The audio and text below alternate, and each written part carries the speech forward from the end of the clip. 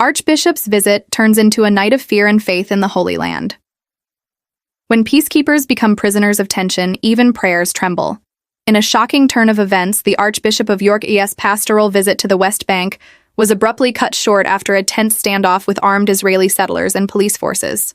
What began as a peaceful mission of compassion became a haunting reminder of how fragile peace can be in the land that once heard the footsteps of Christ himself. Psalm 122:6. Pray for the peace of Jerusalem. They shall prosper that love thee. The Archbishop, Most Reverend Stephen Cottrell, had traveled with his team to the Palestinian village of Suzia to meet families whose homes faced demolition. But soon, the road was blocked by heavily armed settlers, described by witnesses as quasi-military vigilantes tolerated by police.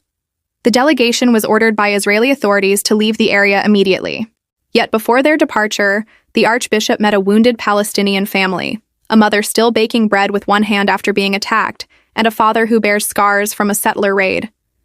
Their home stood as a testimony of pain and perseverance. Proverbs 31:8-9. Open thy mouth for the dumb in the cause of all such as are appointed to destruction. Open thy mouth, judge righteously, and plead the cause of the poor and needy. The visit came amid growing tensions in the region following the killing of a young father, Auda Hathalin, during a settler raid in July. His body was withheld for a week, an act that ignited protests and global concern. Despite police intervention, the Archbishop insisted on walking with the grieving family to the main road, symbolically declaring, "The Church must not walk away from suffering." Community leader Eid Hathalin thanked the Archbishop, calling for international help to stop forced displacement.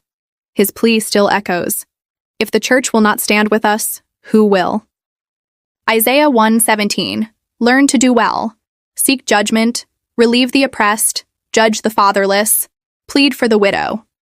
This moment in the Holy Land reveals not only the clash of power and pain, but also the undying heartbeat of faith, that even when men raise weapons, God still raises witnesses.